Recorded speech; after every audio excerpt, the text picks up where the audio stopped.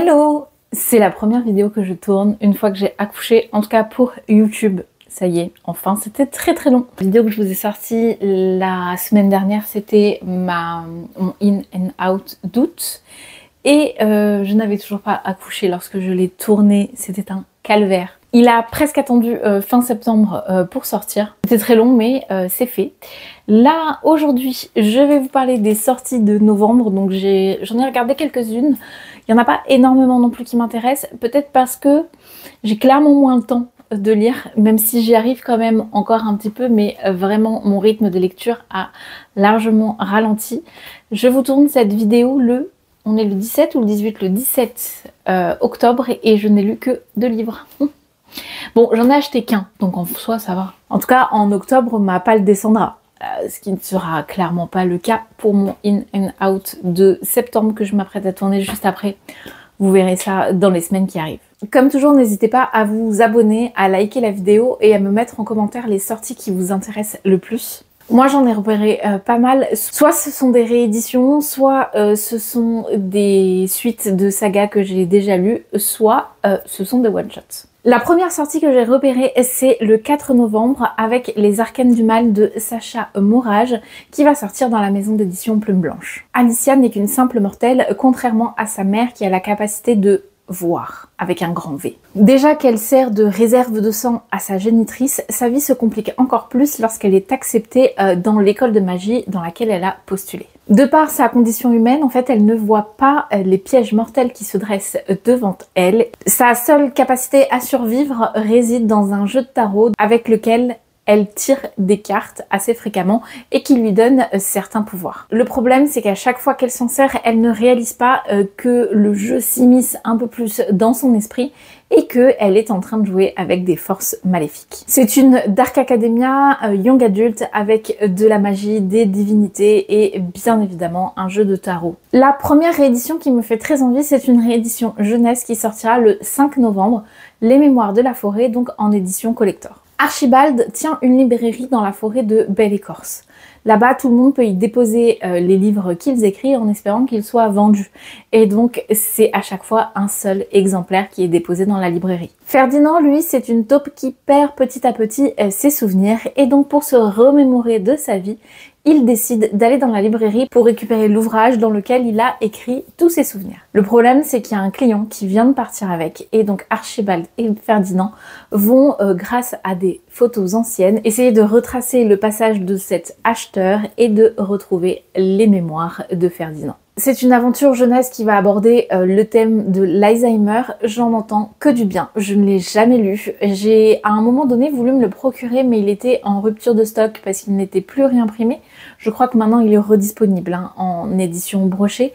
Mais vu qu'il y a l'édition reliée qui va sortir, bien évidemment que je vais me laisser tenter par la nouvelle édition. En plus, elle est vraiment magnifique. Toujours le 5 novembre, on part encore sur une réédition collector, mais cette fois-ci d'une duologie que j'ai déjà lue. Et c'est comme ça que j'ai découvert Cassandre Lambert, donc avec L'Empire des femmes, tome 1 et tome 2, qui va être imprimé en intégrale. Ce livre est assez compliqué, je trouve, à catégoriser, mais il me semble qu'il est catégorisé en tant que dystopie, puisque c'est une réécriture de la Rome antique et de comment elle aurait été si ça avait été le matriarcat qui avait été au pouvoir, mais bien évidemment pas un matriarcat équitable, loin de là, puisque dans cet univers-là, les hommes sont des esclaves et soit ils sont castrés pour servir les femmes, soit ils sont menés à combattre afin de sélectionner le géniteur parfait pour pouvoir faire la reproduction et ensuite réenvoyer sur une île ou bref.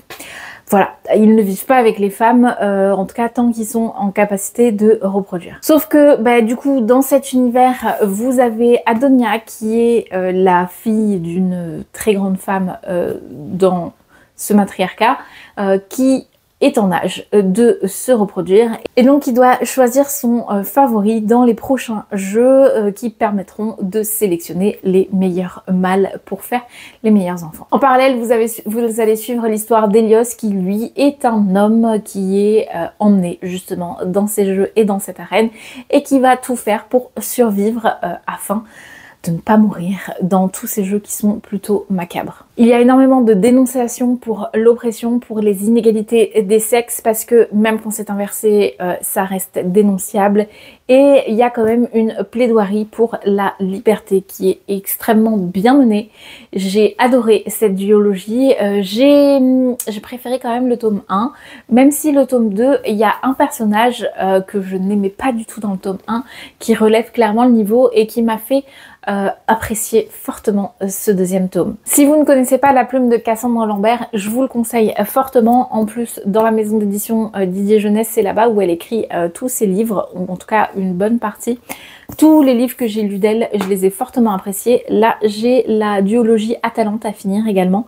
Je sais pas si je vais me procurer l'édition collector parce que j'ai ceux-là qui m'ont en plus été offerts.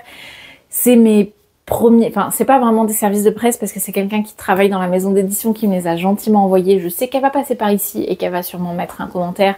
Merci beaucoup. Mais du coup voilà, je voulais mettre en avant cette petite sortie qui vraiment mérite le coup d'avoir un peu plus de lumière et de projecteurs. Surtout que l'édition est vraiment magnifique. Regardez-moi ça. C'est trop beau, vraiment c'est trop beau. Toujours le 5 novembre, cette fois-ci chez Hugo BD, il va y avoir la suite de l'Or Olympus, donc le tome 9 qui va sortir. Actuellement, moi il faut que je lise le tome 5 que j'ai déjà dans ma bibliothèque, mais je vous en ai parlé quand même pas mal de fois de cette édition. L'Or Olympus est vraiment très très cool, il continue à être édité, voilà, c'est une réécriture d'Hadès et Perséphone. Si vous connaissez un petit peu le mythe, vous connaissez déjà le fond de l'histoire, mais on est sur une réécriture moderne, avec un monde moderne où les dieux et les déesses grecques vivent parmi les humains et se sont un petit peu adaptés à notre mode de vie. Une histoire très touchante, je vous conseille fortement de la lire, je suis sûre que vous allez l'apprécier.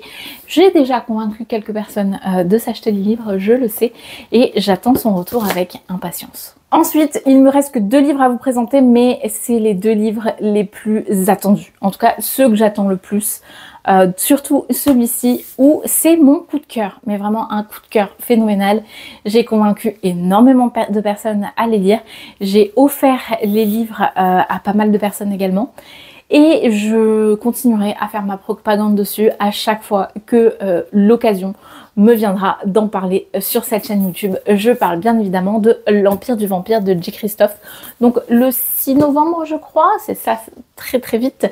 Vous avez le tome 3 qui va sortir, L'Empire de l'Aube. Attention, ça va être le plus gros pavé des 3. Sachant qu'ils sont tous quand même assez mastoc. Mais 6 novembre, il faut noter cette date parce que vraiment... c'est incroyable, cette histoire est incroyable. Je vous en ai sûrement parlé déjà des dizaines de fois, mais on va suivre l'histoire de Gabriel de Léon, qui est un saint d'argent et qui chasse les vampires. Il est interrogé par un vampire justement parce qu'ils sont tous deux à la recherche du Graal. À travers cet interrogatoire, vous allez découvrir comment Gabriel de Léon est devenu un saint d'argent et surtout où est passé le Graal, où est-ce qu'il est, puisque ce Graal-là est très important, il peut faire revenir la lumière du jour. Depuis des décennies maintenant, le soleil a totalement disparu et c'est ce qui fait que les vampires ont pu étendre leur empire sur le monde de Gabriel de Léon. La plume de J. Christophe est incroyable, l'histoire est incroyable, on commence cache par un blasphème, ne vous inquiétez pas, il y a énormément de religion qui est abordée dedans, mais je trouve avec un sens quand même très critique. La plume est hilarante autant que piquante, vraiment. Lisez J. Christophe, lisez L'Empire du Vampire, vous n'allez pas être déçus. Si c'est pas un coup de cœur, je ne comprends pas. Et enfin, la dernière sortie qui m'intéresse au mois de novembre, ça va être fin novembre, oui c'est ça, le 27 novembre. On va avoir la suite de La guerre du pavot de R.F. Kuang, qui est un livre beaucoup plus facile à lire que L'Empire du Vampire, mais qui est quand même très addictif. Alors, je sais que certains n'ont pas accroché non plus sur ce livre-là, pourtant, il mérite clairement de continuer. Au début, c'est assez lent tout en allant assez vite, c'est assez particulier, mais dès que l'action commence vraiment, ça s'enchaîne, ça s'arrête pas, ça vaut clairement le coup et surtout la fin est incroyable. Vous avez dans ce livre là un personnage principal qui sort des codes, un petit peu comme Gabriel de Léon finalement, parce que on n'est pas sur des personnages qui sont forcément héroïques, on est justement sur des des anti-héros. Et moi, c'est ce que j'apprécie le plus dans les fantaisies. Celui-ci, c'est un parfait livre, je trouve, pour commencer la fantaisie adulte parce que, en fait, le texte prend en profondeur et en particularité au fur et à mesure que vous avancez dans la lecture. Au début, c'est très simple, c'est très young adulte, je trouve, puisque le vocabulaire est quand même assez simple également. Mais plus vous avancez, plus vous avez les épreuves assez dures de la guerre qui s'imposent au lecteur, et vous avez surtout une héroïne qui évolue. Pas forcément dans le bon sens, mais pas non plus dans le mauvais sens. Elle évolue par rapport aux actions qui lui sont menées de faire et de voir. Je me souviens que ce livre, je l'ai dévoré à sa sortie, vraiment. Il est trop bien, lisez-le, je l'ai lu en un week-end. Vous avez le tome 2 qui s'appelle La République du Dragon qui sortira à la fin du mois de novembre. Donc c'est très cool d'avoir des sorties qui s'enchaînent comme ça. En plus, la qualité de cet ouvrage est vraiment au-dessus de ce qu'ils ont fait habituellement. Vous avez un papier qui est très épais, ce qui fait que le livre est quand même très lourd. Je pense que je vais me le procurer également en format Kindle parce que c'est très compliqué de lire un livre aussi lourd quand on allait un bébé en même temps. Donc avec la Kindle au moins ça va être beaucoup plus simple. Mais celui-ci, il fait partie de ma palle obligatoire de novembre. Vraiment comme l'Empire du Vampire. D'ailleurs, je pense que ce sera les deux seuls que je vais lire parce que si j'arrive à en lire plus de 2, c'est déjà beau. Et voilà, c'est tout pour les sorties du mois de novembre qui m'intéressent. Il n'y en a pas beaucoup, je sais. J'essaye de réduire au maximum ce qui m'intéresse parce que sinon, je vais tout le temps aller à la librairie acheter des livres alors que clairement, c'est pas forcément nécessaire avec la pile de livres qui me reste à lire. Surtout que là, je vais vous tourner la vidéo In and Out de septembre et autant celle-ci elle va être assez courte, je pense qu'entre 10 et 15 minutes maximum, autant celle de la semaine prochaine, elle va être assez longue avec tous les livres que j'ai à vous présenter. Merci de m'avoir écouté jusque là, n'oubliez pas de vous abonner, de laisser un petit commentaire comme d'habitude. Je sais, je me répète, mais ça me fait énormément plaisir de voir que j'ai des commentaires sous mes vidéos qui arrivent. J'essaye de reprendre les publications à un rythme assez régulier. Il se peut que je loupe des semaines, c'est pas très grave. En tout cas, merci de m'avoir regardé jusqu'ici et je vous dis à très vite pour de nouvelles recommandations livresques.